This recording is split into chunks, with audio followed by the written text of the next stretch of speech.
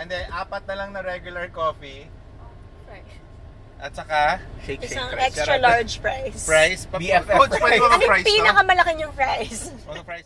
Hi guys! Welcome to another episode of The Fit Stop. So today, pag-uusapan natin ay Ano? abs. Because malapit na ang abs. summer at hindi pa ako ready. Ready na ba kayo? Ako, hindi pa. Who is ready? Ready yung tatlo.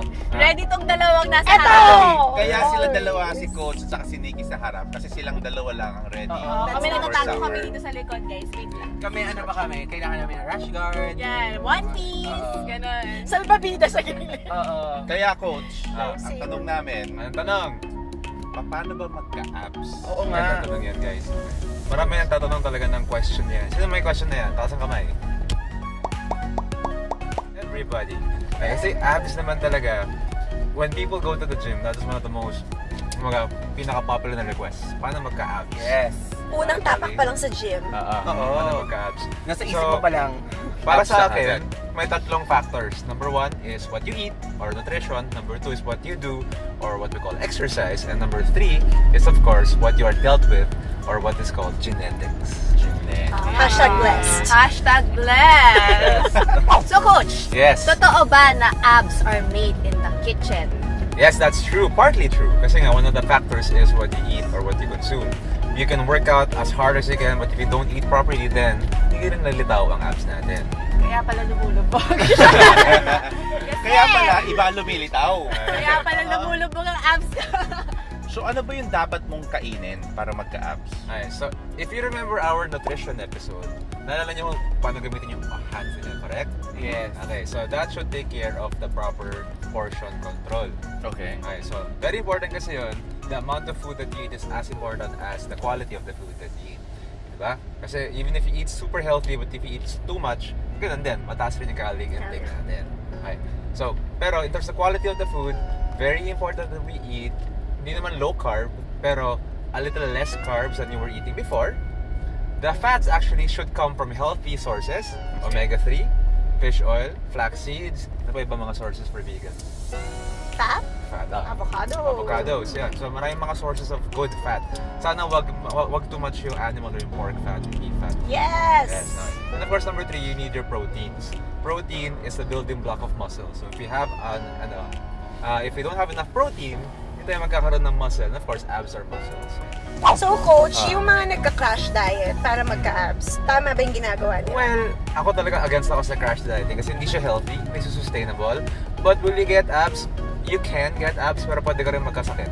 So ako, wag na lang sana. Coach, Ay, ako po na. bakit yung boy namin sa bahay, like, ang batak niya, pero di siya nag-workout. Plus, sobrang lakas niya pa kumain, like 4 cups of rice per day. Ganong level. Okay. Tapos batak siya talaga. Okay, so dun lumalabas yung second point natin, di ba? First point was what do you consume? Second point is what do you do? So even if yung boy ninyo hindi siya nag-exercise or our definition of exercise, I'm sure marami siyang ginagawa na very active. Marami Basta kaya po. siguro pinapabuhat, no? Oo. Mabigat Marami ata ng yung utos. gate namin. No, kasi Bukas yun ang gate. if you look at your everyday routine, that actually has a big contribution to what you will look at. What will you look like at the end of the day? Kasi, exercise ka nga for 1 hour, pero nakaupo ka naman for 9 hours.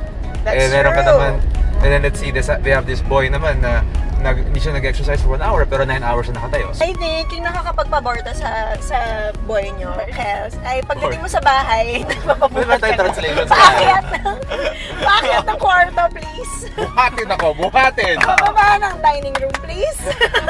So doon pumapasok yung level of activity natin. It's not necessarily what you do in the gym, but it's also what you do outside of the gym. Nagwo-work ba sa abs yung mga isolation exercises? Yung mga For Crunches example, ng crunches. 30 minutes mag-crunches. 100 Okay, ito. crunches. So, Ganyan. functionally speaking, functionality, being healthy, hindi ako pabor sa crunches. But, if gusto mo magka-abs and you don't care about the health of your back, hint, edi, pwede mo siyang gawin. Magkaka-abs ka nga. Pero ayaw ko lang siyang gawin kasi mataas yung risk for injury sa likod. Sa crunches, yeah. What I would do more is less number or less repetition of crunches and weight. Lagyan natin ng weighted crunches. Kasi ang ginagawa ng tao, they do thousands of crunches, hundreds of crunches. magkaka-abs nga sila, pero magkaka-back pain din sila. Okay? Ako, I try to stick with at most 30 to 50 crunches if we do crunches in the whole session. So, Okay. yung Pero tayo, coach, diba? ano bang mas okay talaga for abs? Volume or weight? Well, a good combination of both. Kasi the abs actually, ano bang purpose ng abs? They're there to support the trunk. Diba? Hindi naman sila para magpaganda, magpagwapo. Meron talagang function ng abdominals eh. So, ang function na yan actually is something that is not high intensity. Ang function na is something that it's supposed to work na matagal. It's supposed to have a lot of endurance also. Yeah. Imagine if yung abs mo pang high intensity lang, tapos wala kang endurance sa abs, ba't hindi ka mapapagod? So it's a muscle that's supposed to support you during the day. Okay, yun talaga yung function ng abdominals, guys. Hindi siya para magpapogi. Glamour. Okay, although Glamour ganyan muscles. talaga. But si Kelly, pero alam mo, ang maganda ding function ng abs, lalo na pag nasa beach ka, konti lang yung bagahe mo. Kasi wala ka ng tops. Puro shorts na lang yung dala mo. Tsaka Well, that's bikini right. ka. Diba? Triangle Walang- lang. walang cover up, Walang diba? cover up. Show it. Okay, so that's also a good function, I guess. So, in order for you to backlight, dapat may abs ka. To answer your question, mga exercises na maganda, full body, kasi nga ang function ng abdominals is there to support. So hindi lang siya for hip flexion. Ito yun eh. Or trunk flexion. Hindi lang siya para doon. At saka kailangan It's pa there to rin support. full body workout, di ba? Yes. Para mag-lower down yung overall fat. Kasi nga wala tayong tinatawag na spot reduction. Yeah, the jury's still out of that. So hindi pa yun validated. But for now, For now, wala pa. Wait, bakit yung iba naman, hindi talaga ganun ka-intense mag-workout? As in like minimal workout. Pero Low sobrang grabe, labas na labas Cuts yung agad. abs. Which brings me to my third point, which is what were you dealt with or genetics. So, meron tayo tinatawag na hard gainers, diba? Meron tayo tinatawag na super responders. These people, sila yung mga sa dulo ng curve. Sila yung talagang Wikipedia natin yan. konting stimulus lang. Konting Lumalabas stimulus. agad. Meron na agad effect. Meron na agad adaptation yung katawan. Unfortunately, hindi lahat ng taong ganun. I would say the majority of the people lie in the center of that curve. Meron mga super responders sa dulo, meron mga hindi nag-respond sa kabilang dulo. Sa gitna yung average. So, if you see somebody na konting workout lang puputok na agad, and if you're sure they're not doing it synthetically, Hashtag blessed. then they are Hashtag hashtag blessed. blessed So, we applaud them. Slow clap! sila yung hindi kailangan galingan. Oo. Si Boomba ganun. Si Boom ganun. Si Boom ganun. Pero ako kasi, ganyan. Ang ina-upload ko po, Tingin. yung mga tao sa Ikaw gitna. yun? Hindi. Patingin. Ang ina-upload ko yung mga tao sa gitna at saka sa kabilang side ng curve. Kasi sila, They work hard. Yeah, they work hard and they need to work more than yung mga people na super responders. Yeah. At ang naman, Kelly! So, when you get to your goal, mas maganda yung feeling kasi you really work hard for it eh, di ba? Yes.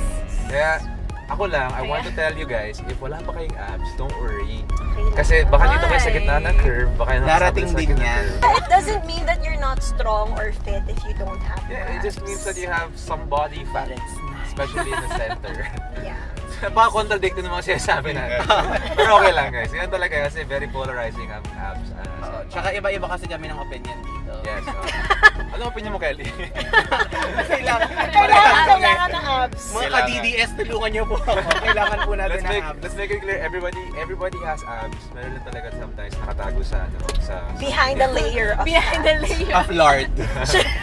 So, French fries. I've seen a lot of people, I've seen a lot of strong people na walang visible abs, pero malakas yung core nila. Sobra yung Mahilig lang talaga True. sa True. Yeah. True. They just love eating, or they love eating cheeseburgers. So, there's nothing wrong with it.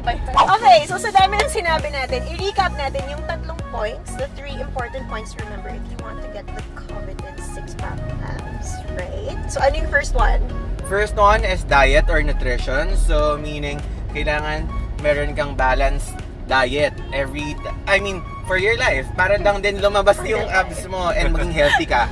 For life. Or Oo, like, Tama. Ibig sabihin hindi kailangan na buong buhay mo magkakamote ka lang at mag-chicken breast, okay? Just, portion control. Oo. No to crash diet. number 2, You have to increase your activity levels. So, hindi na Correct. pwedeng puro diet. Kailangan may follow through din ng workout or exercise. hindi rin pwedeng puro upo lang. Yeah. Hindi rin pwedeng low intensity lagi. hindi rin Ang dami. pwedeng exercise lang. Kailangan Yes. yung activity level within the day. And the last one, number 3, genetics, guys. So, pag genetics. Shit, siguro. So, Pag meron genetics. talagang ibang tao na #blessed. Tama. Pag walang genes, nga na lang. So, meron talaga Dasal na meron siya. talagang mga tao na kailangan paghirapan ng konti. Tayo yun. Tayo yun. Oo. Ito yung abs with reservation. Hindi ka tulad ng nasa harap, yung mga nasa harap. Hoy! Genetically gifted. Ah. We Hashtag work blessed. hard. I would like to say that I work hard. I for my work abs. hard. Tigilan nyo kami. Ay, nako. Don't us. No, I want to say lang talaga guys, yung mga isa sa genetics, ano yan eh, medyo may baka malungkot, ay wala pala akong proper genetics, huwag na lang mag-workout. Huwag ganun na guys. Doesn't mean there's no hope. Everybody has the potential to get there. It will just take longer for some people might be shorter, pero ganun talaga. You can get there pa rin. Trust the process. Yeah, take it. Guys, advice ko, start early.